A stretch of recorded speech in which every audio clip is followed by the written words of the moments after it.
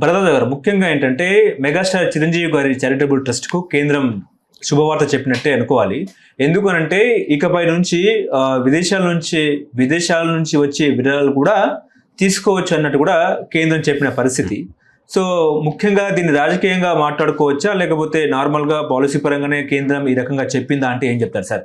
అంటే రాజకీయ కోణమే ఉంది దీనిలో స్పష్టంగా. ఓకే, అంటే చాలా నాన్ గవర్నమెంటల్ ఆర్గనైజేషన్స్ ఉన్నాయి దేశంలో, ఎన్జిఓస్. అయితే ఈ ఎన్జిఓస్కి సంబంధించినటువంటి ఫండ్స్ని ఆపేశారు.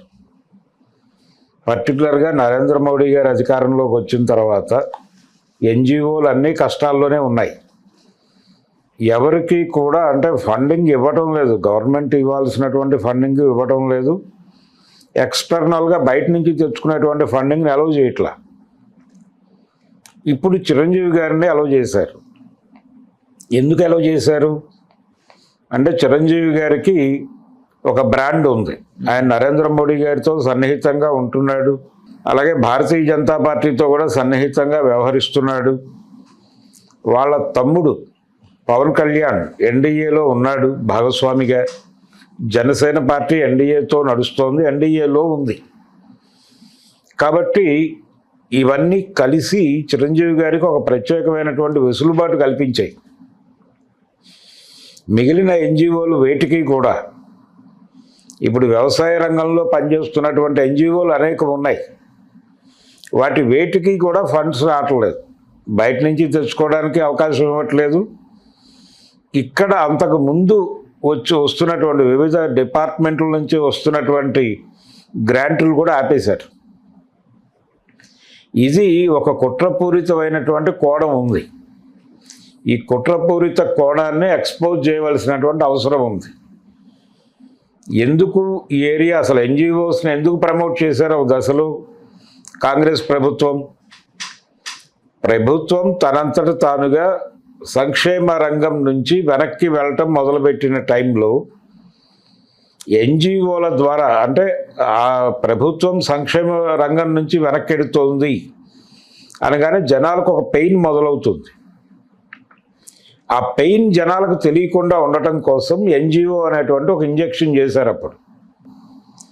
అలా చాలా ఎన్జిఓస్ ఏర్పడినాయి. మత ప్రాతిపదికన ఎన్జిఓస్ కూడా ఉన్నాయి. క్రైస్తవుల కోసం పనిచేసేవి కొన్ని ఉన్నాయి, ఇస్లాం కోసం పనిచేసేవి అంటే ఇస్లామిక్ ఏరియాలో వాళ్ళ కోసం పనిచేసేటువంటి ఎన్జిఓస్ కొన్ని ఉన్నాయి. వేటికి కూడా ఫండింగ్ బయట నుంచి తెచ్చుకునేవాళ్ళు వాళ్ళు ఇంతకుముందు. ఇప్పుడు ఎన్డీఏ వచ్చిన తర్వాత వాళ్ళు చాలా స్పష్టంగా వీళ్ళందరూ కూడా మత ప్రచారానికి వాడుకుంటున్నారు అని ఒక ముద్ర వేసి వాళ్ళకి రావాల్సినటువంటి ఫండ్స్ అన్నిటినీ ఆపేశారు. అలాగే సంక్షేమ రంగంలో పనిచేస్తున్నటువంటి ఎన్జిఓలకి ప్రభుత్వం ఎలాగూ తన ఆ ఏరియా నుంచి వెకేట్ చేసింది కాబట్టి కొన్ని గ్రాంట్ల రూపంలో డబ్బులు ఇచ్చేవాళ్ళు. ఉదాహరణకి మధ్యాహ్న భోజనాలు పెట్టేటువంటి ఒక ఎన్జిఓ ఉంటుంది. పేద విద్యార్థులకి, పేదలకి మధ్యాహ్న భోజన పథకం పెట్టి వాళ్ళు భోజనాలు పెడుతూ ఉంటారు అక్కడ నిర్వాసితులకి. వాళ్ళకి ఏదో ఫండింగ్ ఉండేది, అలాంటివన్నీ ఆపేశారు. అంటే చారిటీ ప్రోగ్రామ్ కాదు, మేము ఎవరికి డబ్బులు ఇవ్వం, మీరు కావాలంటే బయట నుంచి ఇక్కడ లోకల్గా ఇండస్ట్రియలిస్టుల దగ్గర నుంచో మరొకళ్ళ దగ్గర నుంచో తెచ్చుకోండి, అంతే తప్ప ప్రభుత్వంగా గ్రాంట్లు ఇవ్వం, అలాగే బయట నుంచి తెచ్చుకోవడానికి కూడా అనుమతి ఇవ్వం అన్న పద్ధతిలో వ్యవహరించారు. ఇప్పుడు అస్మదీయులకి ఒక పద్ధతి ఎంచుకున్నారు వాళ్ళు. మనవాళ్ళు అనుకున్న వాళ్ళకి ఎలవ్ చేద్దాం, మన వాళ్ళు కారు అనుకున్న వాళ్ళకి ఎలవ్ చేయొద్దు, వాళ్ళని చంపేద్దాం అనే ఒక క్లియర్ కట్ ప్రోగ్రాం తీసుకుని కొంతమందిని అలవ్ చేస్తున్నారు, కొంతమందిని చంపేయటం అనేది మొదలైంది. అందులో భాగంగానే అస్మదీయుడు అని అనిపించుకున్నటువంటి చిరంజీవి గారికి ఆయన బ్లడ్ బ్యాంక్కి విదేశాల నుంచి విరాళాలు సేకరించుకునే సౌలభ్యాన్ని కల్పించారు. ఆయన ఆ విషయాన్ని దాదాపుగా ఒక ప్రపోజల్గా ఎప్పుడో పెట్టి ఉంటాడు. దాన్ని ఇప్పుడు యాక్సెప్ట్ చేసి ఊరటను కల్పించారు ఒక రకంగా. దీనివలన చాలా బిజినెస్ జరుగుతుంది. చాలా బిజినెస్ అంటే విదేశాల నుంచి విరాళాల రూపంలో ఇక్కడికి వచ్చేటువంటి డబ్బంతా విరాళాలేనా అనుకోవాల్సిన పరిస్థితి ఒకటి ఉంటుంది అని గతంలో ఇదే మోడీ గారి ప్రభుత్వం మాట్లాడింది.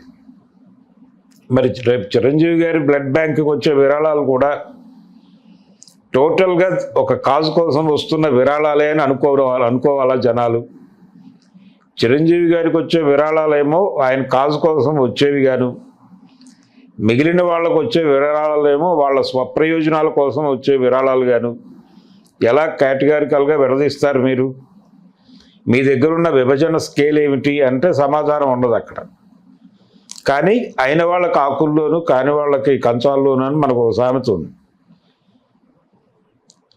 అయిన వాళ్ళకి కంచాల్లోనూ కాని వాళ్ళకి ఆకుల్లోనూ ఆ పద్ధతిలోనే ఇప్పుడు అయినవాడు కాబట్టి చిరంజీవి గారికి కంచంలో వెండి కంచంలో వడ్డించారు. కాని వాళ్ళు చాలా మంది ఉన్నారు, వాళ్ళు ఎవరికి వడ్డించట్లేదు. ఆకుల్లో కూడా విస్తరాకుల్లో కూడా ఏమీ లేదు, ఆకులే లేవు కాబట్టి మీకు భోజనాలు కూడా లేవు, వెళ్ళిపోయి బయట నిలబడండి అంటున్నారు. వీళ్ళకి మాత్రం వెండి పళ్ళాల్లో భోజనం పెడుతున్నారు. అంటే దీనివలన ఏంటి? మీరందరూ వెళ్ళి సరెండర్ అవ్వాలి. ఎట్లా? నరేంద్ర మోడీ గారు మహానుభావుడు అని చెప్పి ఇది మాత్రమే మాట్లాడతాం మేము, ఇది మాత్రమే ప్రచారం చేస్తాం ప్రపంచంలో, మాకు వేరే మార్గం లేదు అని ప్రతి ఒక్కరూ వెళ్ళి అక్కడ సరెండర్ అయిపోతే ఒక ముద్ర వేసేసి వాళ్ళకి ఇష్యూ చేస్తారు. ఎన్డీఏ మీద కానీ లేకపోతే భారతీయ జనతా పార్టీ మీద కానీ లేదు సంఘ్ పరివార్ మీద కానీ ఎవరైనా నెగిటివ్గా మాట్లాడితే వాళ్ళకి ఏ రకమైనటువంటి ఫండింగ్ అలౌ చేయబడదు.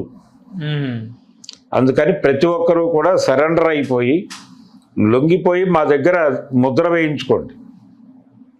వేయించుకుంటే మీరు యాక్సెప్టబిలిటీ వస్తుంది. ఆ యాక్సెప్టబిలిటీ కావాలి అనుకుంటే వచ్చి సరెండర్ అవ్వండి అని చెప్పడం కోసం ఇప్పుడు చిరంజీవి గారి బ్లడ్ బ్యాంక్కి అలౌ చేసినటువంటి ఏరియా గురించి ఒక వార్త సర్క్యులేషన్లో పెట్టి ఇది విస్తృతమైనటువంటి జనాల దృష్టికి వెళ్ళటం కోసం ప్రయత్నం చేస్తున్నారు. తద్వారా ఇప్పుడు జనాలందరూ అనుకుంటారు, ఇప్పుడు వ్యవసాయ రంగంలో పనిచేస్తున్నటువంటి చాలా నాన్ గవర్నమెంటల్ ఆర్గనైజేషన్స్కి ఫండింగ్స్ లేవు. ఎందుకు మనకు రావడం లేదు, చిరంజీవి గారికి ఎందుకు అలౌ చేశారు అని చెప్పేసి వెళ్ళి అడుగుతారు. వారు చేసింది ఇది, మీరు చేయండి అది అని చెప్తారు. అక్కడ చెప్పగానే వాళ్ళు చిరంజీవి గారు ఏం చేశారో అది చేస్తారు. చిరంజీవి గారిది ఎన్జిఓ అని నేను అంటలేదు, కానీ ఈ తరహా యాక్టివిటీలో ఉన్న వాళ్ళకు కూడా ఆ రకమైనటువంటి వెసులుబాట్లు గతంలో ఉండేవి, కానీ వీళ్ళు అలౌ చేయలే. ఇప్పుడు చిరంజీవి గారికి అలౌ చేశారు కాబట్టి మిగిలిన ఎన్జిఓస్ ఇలాంటి సంస్థలు అన్నీ కూడా ప్రభుత్వం దగ్గరికి వెళ్ళి తమ లొంగుబాటును ప్రకటించి ముద్రలు వేయించుకుంటే డబ్బులు వస్తాయి. ఓకే, ఆ పనిలో ఉండమని సందేశం ఇది. చిరంజీవి గారి బ్లడ్ బ్యాంక్కి వెసులుబాటు కల్పించడం ద్వారా మొత్తం ఈ దేశంలో సేవారంగంలో ఉన్నటువంటి సకల సంస్థలకి ఒక పిలుపునిచ్చినట్టుగా భావించాలి. హలో, తెలుగు రాజ్యం ఛానల్ చూస్తున్నారా? సామాజిక రాజకీయ జీవన చిత్రణే తెలుగు రాజ్యం. అతిశయోక్తులు అసత్యాలు ఉండవు. రాజకీయ కోణం కాదు, ప్రజా కోణమే కొలబద్ద. తెలుగు రాజ్యం వీక్షణ మీ ఉత్తమ అభిరుచికి నిదర్శనం.